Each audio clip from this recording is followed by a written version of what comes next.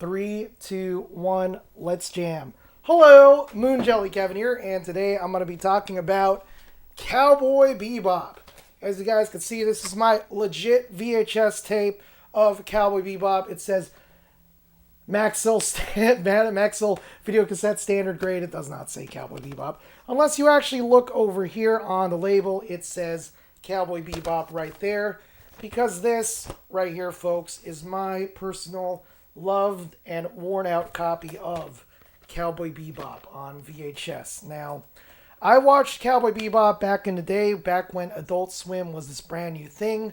My parents had just got satellite. I did not grow up with satellite and cable. There are a lot of things that people my age are super nostalgic for, like the Nickelodeon or Disney Channel stuff. I have no context for Doug. I just watched Doug recently on Disney Plus, and I think it's garbage. And I think even if I was a kid, I would think it was garbage. But here's the thing: for guys like me who loved anime, and I used to get a lot of anime back in the day through comic shops and swap meets. I saw Yu Yu Hakusho way before it aired on Adult Swim. I would watch some Dragon Ball Z stuff that wasn't even out yet. But for anime fans like me, Cowboy Bebop was a big deal. Now, anime was not yet mainstream in this country. Sure, you had things like, Robotech, Macross. You had things like Dragon Ball Z, like I mentioned, Dragon Ball. You had Sailor Moon. Pokemon was just starting to gain momentum and stuff like that. And you had stuff like on, the Sci-Fi Channel. But as far as like mainstream, like most cable providers or satellite providers had Cartoon Network. As far as mainstream and animation that was for adults, Cowboy Bebop was it. I mean, like I said, again, you had something like Evangelion and Gundam, but you had to get those some other ways. It was not on TV. Anime was not widely on TV yet, and Cowboy Bebop, I believe, was their experiment on this brand new Adult Swim block. They had a couple of shows before, like Space Ghost, Coast to Coast, and I believe this block had Space Ghost and Brack Show and Aqua Teen. Aqua Teen, another favorite of mine. But Cowboy Bebop was anime, and when you saw it, it was like mind-blowing, right? You have the wonderful character designs. You got the world design. You have the music. It was just like, I always compare it to it's like Star Wars, where it's a mash of things that are familiar, maybe even a little bit cliched, but they're remixed in a way that's so fresh and original and exciting. And gotta say, the animation on this stuff is still fantastic. I know Studio Bones went on to do many other things, and some people are more partial to their digital work, like the Full Metal Alchemist series. But you gotta understand, this was right when cell animation and digital animation were kind of coming together, and just like how this show was like a styles of many things coming together. So it was all exciting. It was very good stuff.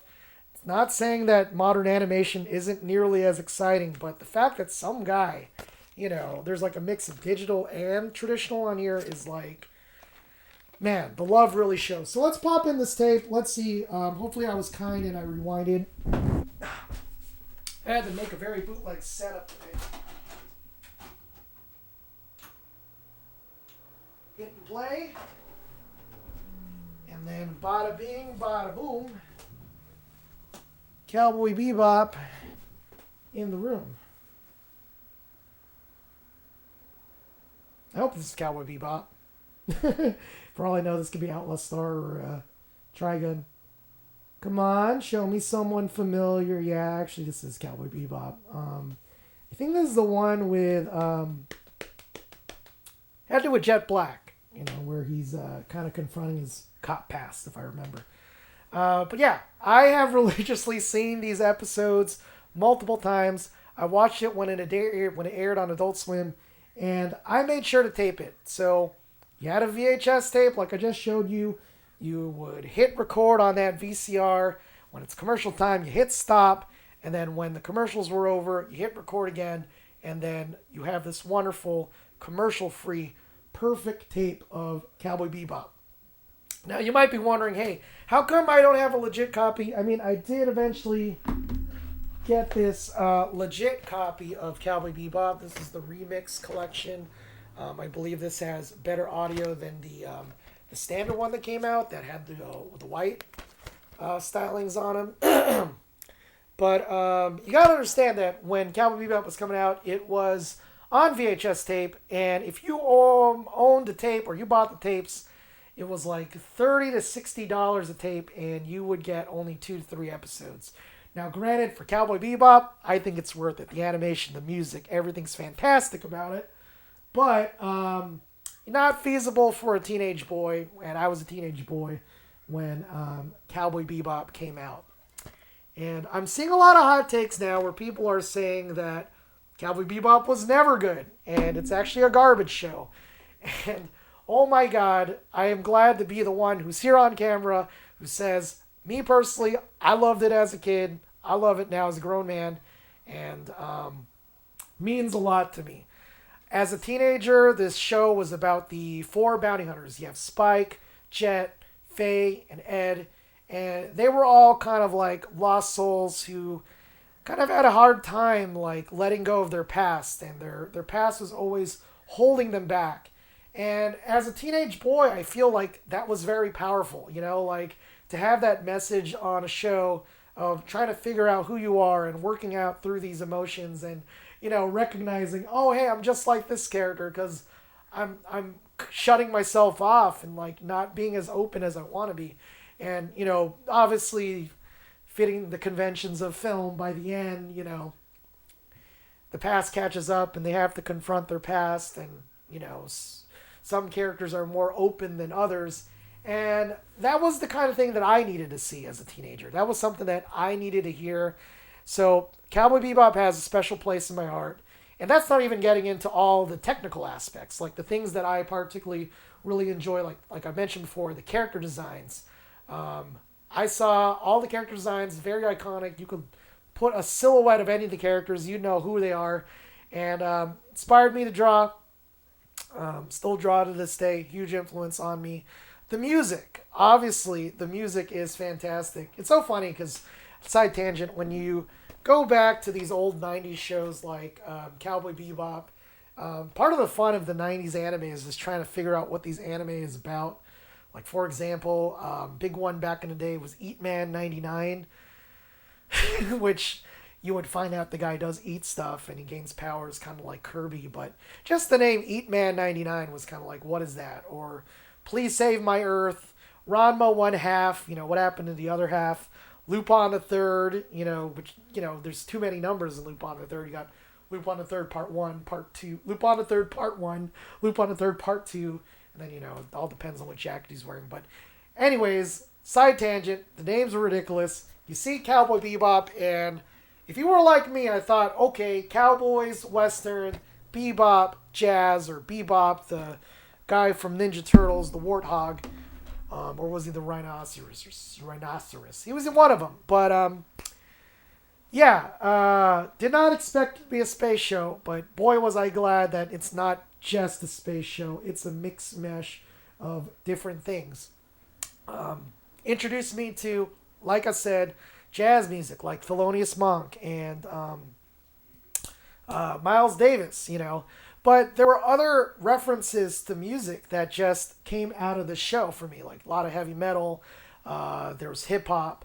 The line "Easy Come, Easy Go" coming from Bohemian Rhapsody. You know, before I just thought that was that silly song from Wayne's World, but from the show, like, the song Bohemian Rhapsody ended up becoming this, like, you know, more important, like, bigger experience to me. Oh, it's not just the stupid song that those metalheads, those hair metal guys, headbang to. And on a visual level, like I said, animation's fantastic. Takes a lot of influence from a lot of the great 90s action directors. So you get to see some stuff that's like influenced by Tarantino or Robert Rodriguez. And even, you know, some like the old blaxploitation stuff, like Black Belt Jones, Richard Kelly kind of stuff. You know, you see that influence in there. Last Dragon sort of stuff. And, you know, obviously Kung Fu, Hong Kong cinema is a big influence on Cowboy Bebop. I became a fan of John Woo thanks to Cowboy Bebop, and the big one, the big John Woo film in the 90s was Face Off. But I think there's other better. That's a good movie, but there's other better John Woo movies that you could watch, especially that Ballad of Fallen Angels episode, straight out of a John Woo movie. So yeah, that is my thoughts on Cowboy Bebop. Fantastic show. Obviously means a lot to me. Heavily influenced me as a teenage boy. Maybe that's why I still wear blue and I roll up my sleeves and I have messy hair. I'm trying to channel that Spike Spiegel energy. So let's talk about the elephant in the room. Let's talk about that Cowboy Bebop Netflix adaptation. And I'm sure there are plenty of videos out there that you could have watched, that you should have watched, or you probably have watched by now. But I'm going to give you my perspective as someone who's a huge Cowboy Bebop fan from way back in the day. Like I said, a lot of hot takes nowadays saying Cowboy Bebop was never good.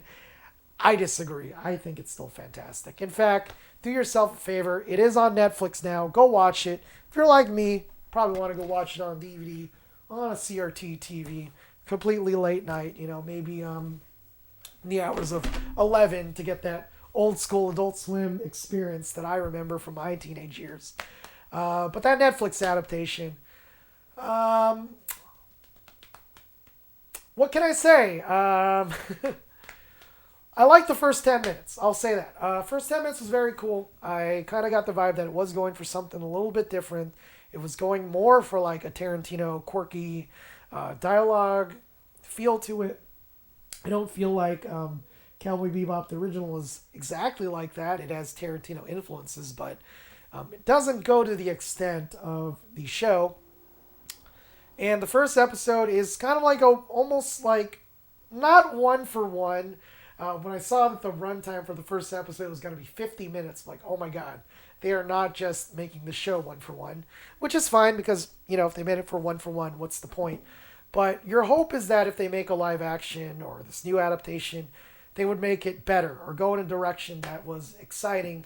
And I feel for the first 10 minutes, that casino scene, it is exciting. I think the actor for Tanaka, the casino robber, he is fantastic. He is bringing that ridiculous tone and energy that I wanted out of a Cowboy Bebop adaptation.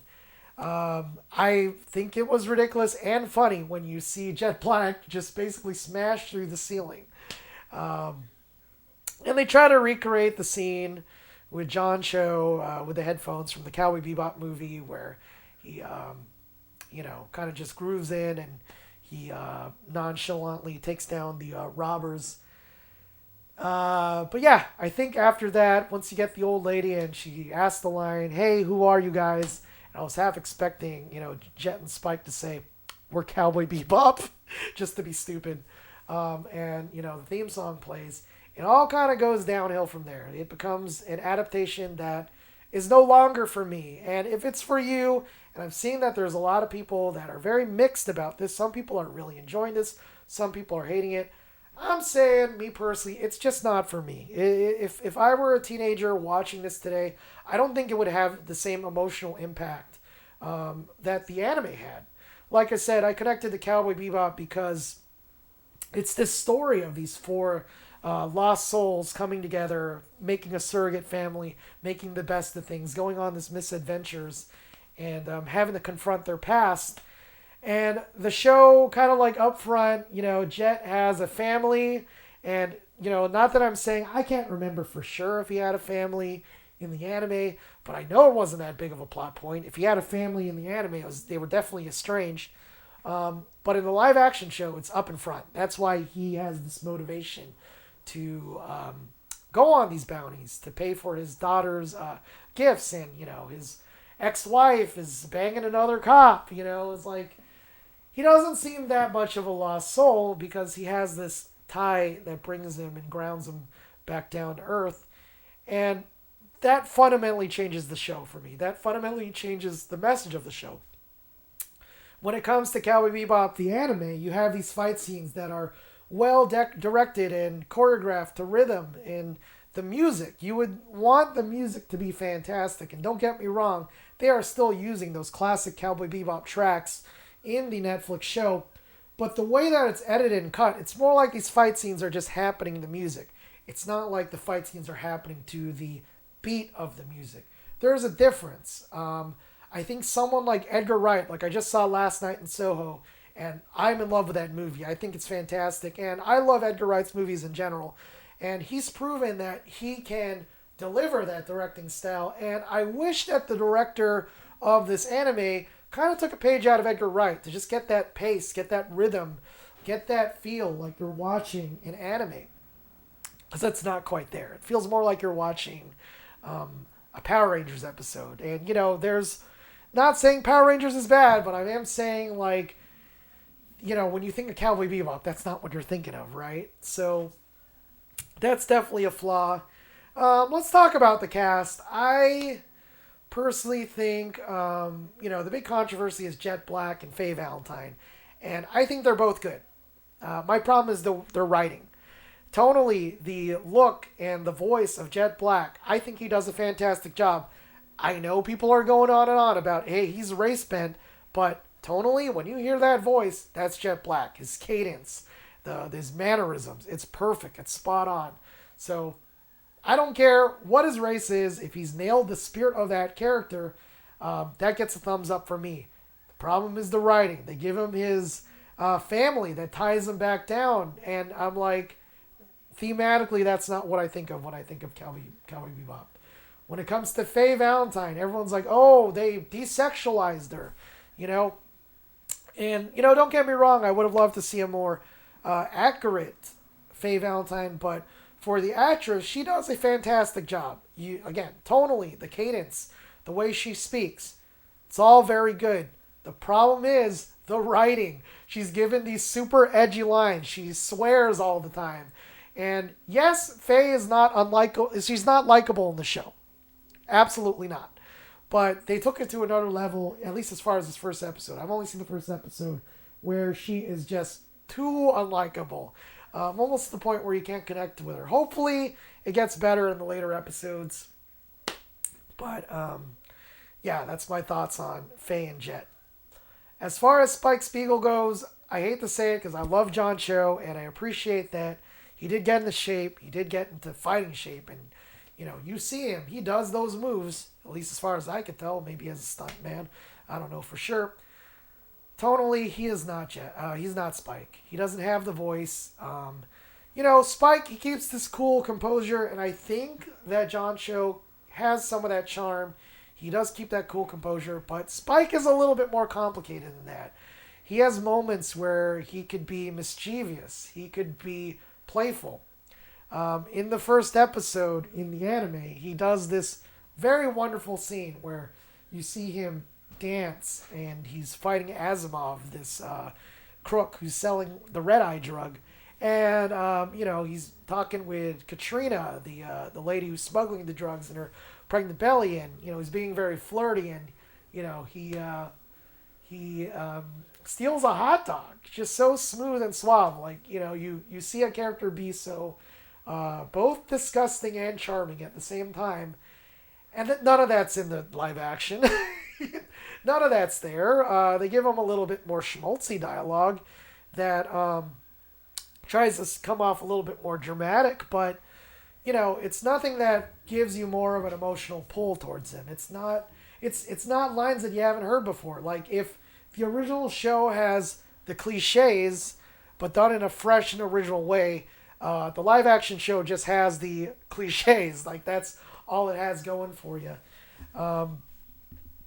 Yeah, the first episode is the Asimov episode, The Guy with the Red Eye. And they kind of change some things around. They give this plot line where Katrina, the pregnant lady, is actually the she's the daughter of a noble. And she's running away with Asimov, the red-eye drug dealer. But he's not, like, abusive. He doesn't have any angry lines. He never, like, really screams at her. And, in the original anime, it's like, you're rooting for this guy to get his ass kicked. Because he's kind of being a dick to this woman who just wants to escape and start a new life on Mars. And they don't really do a good job. I mean, they kind of make him more sympathetic. Like, you actually kind of are rooting for them in that first episode. Like, there's nothing so dastardly about them where you want to see them to fail. Mix this with what they do with Spike and Jet. They introduce Faye super early in this first episode, and Spike and Faye get into this huge fight, and Spike gets the better on Faye, and he basically just kidnaps her. There's no reason to bring her on board the ship, but he just does that. In the original show, yes, there is a scene where they kidnap Faye, but in the anime it was more because they're running away from these mobsters. They didn't have time to think. They just proven that Faye is someone that they cannot trust, and they bring her on board on the ship, just like as a I didn't know what to do. Whereas in this live action show, they kidnap Faye. Why? No reason. She doesn't really help them, solve this case. It's more of like a thing of we need, we know like as viewers that we know that the Bebop team needs to come together. So yeah, let's just have Faye for no reason get on board. Like, wouldn't it make more sense for Spike to fight Faye and just like run after the bounty, just like leave Faye knocked out there and run after the bounty, but instead he like kidnaps her and brings her on board. Spike can be a little bit of a devilish kind of guy, but I don't think kidnapping a woman is something you would do just so willy-nilly, at least as far as the character in the show is concerned. So yeah, that is my thoughts. I haven't seen the rest of the show. I don't know if I can. Again, if you're a huge fan of Cowboy Bebop, I'm sure you're just going to be sticking to the original anime. Excuse me. But there is a side of me that is curious, so I might watch the rest. If you guys think I should watch the rest and make videos about them, I will, but I don't know. That first one was a little bit painful. My girlfriend, she watched it with me on a Friday, and she had to deal with a 40-minute, just uncontrollable rant. Like, if you think this is me being just off the cusp, uncontrollable, I was, way more intense on Friday. I was getting really heated because Cowboy Bebop's my teen years. It really did affect me emotionally, spiritually, on so many levels. And it pains me because, I didn't understand why people got so heated and got so heated about that Beauty and the Beast remake, the one that came out a few years ago, the one starring Emma Thompson. And for me, it's like, maybe this is my Beauty and the Beast, because Cowboy Bebop as a live action is just like, why not just enjoy the original show? Why does this have to exist? And I want to make something perfectly clear. I forgot to mention this when I was mentioning John Cho. I don't think Keanu Reeves or I don't think Benedict Cumberbatch would have been any better. Okay? I just want to make that perfectly clear. I don't know anyone could really encapsulate the range of emotions that Spike does, and they would need to honestly have the voice. I think Spike Bloom brings a lot to that performance, and if they don't have that voice, and I think that's why I'm a little bit more forgiving on Jet and Faye, I don't think they're doing the character justice. So, anyways, if you love the show, watch the original show. If you haven't seen the show, please don't let this terrible adaptation make you not check out the show. Please don't let the barrier of this being animation not make you check out the show. It is well worth your time. I assure you, it is very enjoyable. It still holds up. And, yeah, that's it. I've ran it too long at this point. I'm sure I've gone from being happily talking about Cowboy Bebop to that adaptation. But what did you guys think out there? What do you think of Cowboy Bebop? I want to talk more about Cowboy Bebop at some point. I am in the process of moving. I got to find some more of my old school memorabilia from back in the day. Cowboy Bebop means a lot to me. Very near and dear to my heart. But what do you guys think? Thank you guys so much for watching, and have a wonderful day. Bang. And